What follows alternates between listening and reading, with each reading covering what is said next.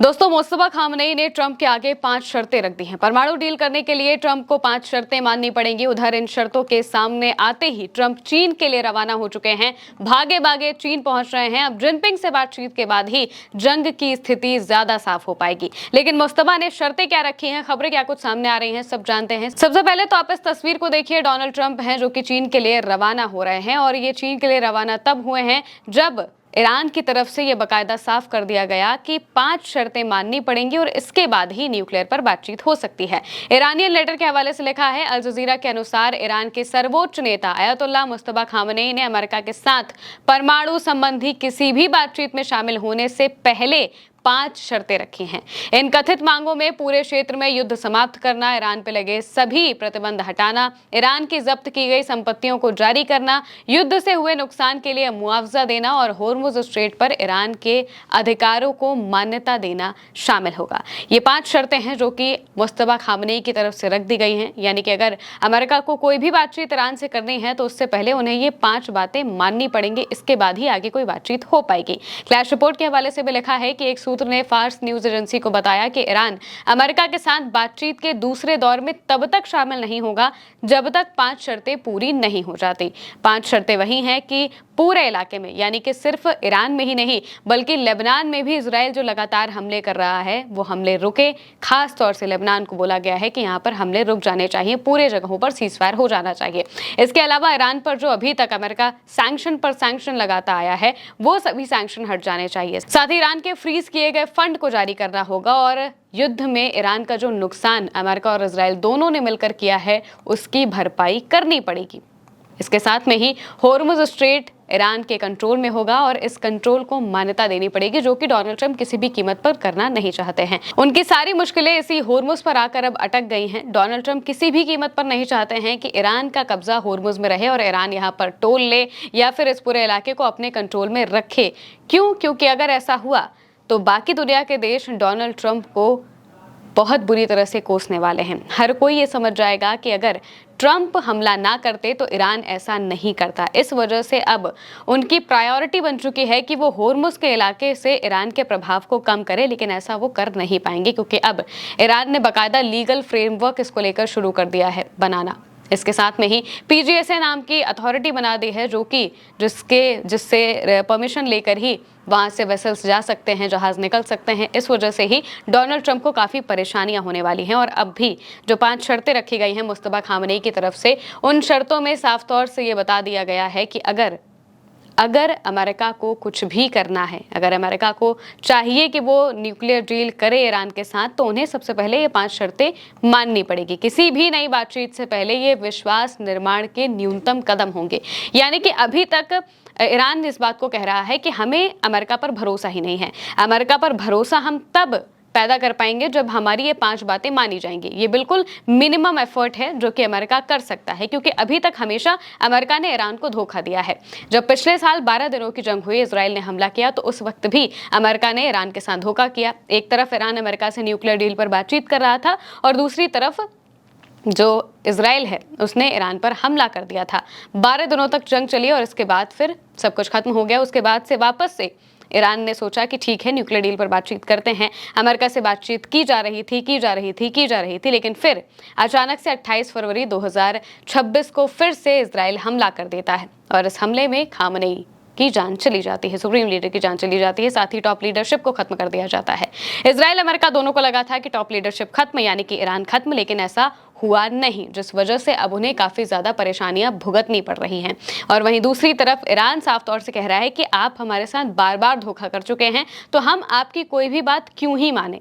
हमें आपकी बातचीत पर, आपकी बातों पर, आपके कामों पर बिल्कुल भी भरोसा नहीं है। और इस भरोसा ना होने की एक वजह यह भी है कि डोनाल्ड ट्रंप हमेशा कहते कुछ हैं, करते कुछ हैं और बार बार अपने बयानों से पलटते रहते हैं। एक तरफ वो कहेंगे कि हमारी ईरान के साथ बहुत अच्छी बातचीत चल रही है, दूसरी तरफ वो ईरान को धमकाने लगते हैं कि हम हमला कर देंगे या फिर न्यूक्लियर अटैक कर देंगे। इस तरह की बातें जो है उनकी बातों से समझ में आता है कि वो लगातार ईरान को धमकी देने की कोशिश करते रहते हैं। उन्हें लगता है कि इस तरीके से वो ईरान पर प्रेशर बना पाएंगे, लेकिन ईरान ट्रंप की चाल का अच्छे से समझ चुका है। इस वजह से ईरान इन सब पर ध्यान नहीं देता और सिर्फ अपनी बात करता है, अपना काम करता है।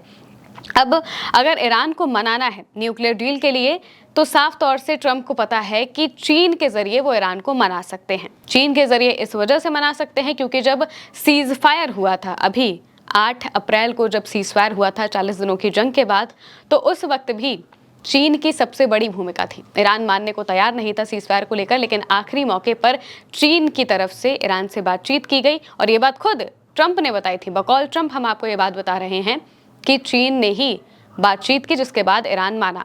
तो अब भी अगर डोनाल्ड ट्रंप चाहते हैं कि ईरान न्यूक्लियर डील कर ले तो उन्हें पता है कि उनके पास एक आखिरी रास्ता चीन का बचा है। चीन के जरिए वो बातचीत कर सकते हैं। पाकिस्तान के जरिए मीडिएटर के तौर पर कोई बातचीत नहीं हो पाई, कोई काम नहीं बन पाया। इस वजह से अब वो चीन का रुख अपना रहे हैं और चीन में जाकर जाहिर सी बात है कि मौजूदा स्थितियों पर चर्चाएं होंगी, क्योंकि बीते कुछ दिनों में लगातार अमेरिका की तरफ से सैंक्शंस भी चीन पर लगाए गए हैं ईरान की मदद करने के लिए या फिर ईरान के साथ व्यापार करने के लिए। जब ये सैंक्शंस लगे थे, टैरिफ लगे थे, तो ईरान के समर्थन में चीन पूरी तरह से उतर गया था और अमेरिका के इन टैरिफ्स को इलीगल, बेबुनियाद, बेकार बता दिया था कि उन्हें इन टैरिफ से या फिर इन सैंक्शन से कोई फर्क नहीं पड़ता है। जाहिर सी बात है कि इन सब मुद्दों पर बातचीत तो होगी ही और सबसे बड़ी बात तो यही है कि डोनाल्ड ट्रंप जिस परिस्थिति में फंसे हुए हैं उसके बीच में वो चाहते हैं कि किसी भी तरीके से उन्हें निकाला जा सके और इसके लिए कई बार अमेरिका की तरफ से चीन को आह्वान किया जा चुका है, यानी कि चीन के साथ अपील की जा चुकी है कि चीन ईरान से बातचीत करे और इस जंग को खत्म करे। स्ट्रेट ऑफ होर्मुज पे जो कब्जा है वो भी हटाए। इसको लेकर वो कई बार कह चुके हैं कि चीन को इसमें आगे आना चाहिए और अब डोनाल्ड ट्रंप खुद भागे भागे चीन पहुंचे हैं। तस्वीर देखिए, तस्वीर दिखाई दे रही है, लोगों को हाथ हिलाते हुए वो जा रहे हैं और चीन के लिए निकल रहे हैं। इसको लेकर व्हाइट हाउस ने पोस्ट भी किया और बताया कि अपनी ऐतिहासिक यात्रा के लिए, हिस्टोरिकल बोला है उन्होंने, हिस्टोरिक विजिट के लिए अब वो चीन जा रहे हैं। एक और बात यह है कि डोनाल्ड ट्रंप चीन तो जा रहे हैं लेकिन ये कोई आम दौरा नहीं है, बल्कि ये दौरा और भी ज्यादा खास इस वजह से है क्योंकि ट्रंप के साथ में कई सीईओज, अमेरिकन कंपनीज के सीईओज भी वहां पर जाने वाले हैं चीन से बातचीत करने के लिए।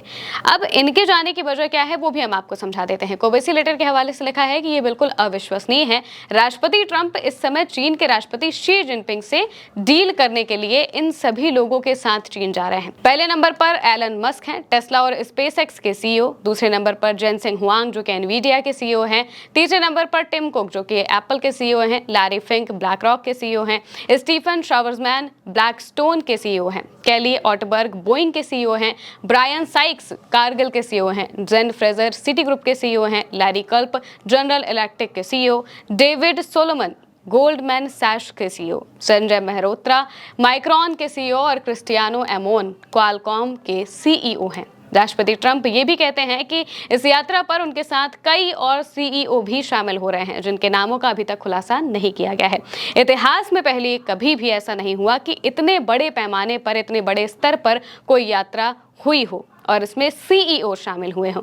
ट्रंप और शी की मुलाकात ज्यादातर लोगों की सोच से कहीं ज्यादा बड़ी है, ये बात साफ तौर से कही जा रही है क्योंकि इससे अमेरिका और चीन के बीच डील होने वाली है, ऐसा कहा जा रहा है। लेकिन इस डील के लिए इन सभी सीईओज का जाना जरूरी क्यों था, ये अभी तक समझ नहीं आ पाया है। वहां पर जब बातचीत होगी तब चीजें और ज्यादा साफ होंगी, लेकिन इस बीच में इतना जरूर साफ है कि ईरान का पक्ष रखने के लिए जो चीन है वो वहां पर खड़ा मौजूद जरूर होगा, क्योंकि ट्रंप की इस यात्रा से पहले ही अब्बास अरागची चीन पहुंचे थे और उन्होंने साफ तौर से कहा था कि हम चीन के 4 पॉइंट पर बिल्कुल अग्री हैं। चीन ने जो स्ट्रेट ऑफ होर्मुज के इलाके में वहाँ पर शांति लाने के लिए और पूरे इलाके में जो एक स्वभाव की बात है कि बाकी देशों के साथ भी बनाकर रखने के लिए जो चीन का प्रस्ताव है उसमें अग्रीमेंट देने की बात यहाँ पर ईरान ने की थी और अब ईरान का पक्ष हो सकता है कि चीन रखे डोनाल्ड ट्रंप के सामने, जिसकी वजह से कहा जा रहा है कि इस जंग में कोई नया मोड़ आ सकता है। अब या तो ट्रंप चीन की बात मानकर ईरान के साथ समझौता करेंगे और ईरान ने इस विजिट के पहले ही ये बता दिया है कि अगर आपको समझौता करना है तो पहले हमारी 5 शर्तें माननी पड़ेंगी, ये 5 शर्तें मान लीजिए, इसके बाद हम समझौता करने के लिए तैयार हैं। तो क्या ट्रंप इस 5 शर्तों को मानेंगे, ये उनके विजिट के बाद पता चलेगा। फिलहाल के लिए मेरी यानी महिमा के साथ इस खबर में इतना ही। आप देखते रहिए ओल्ड एज म्यूजिक।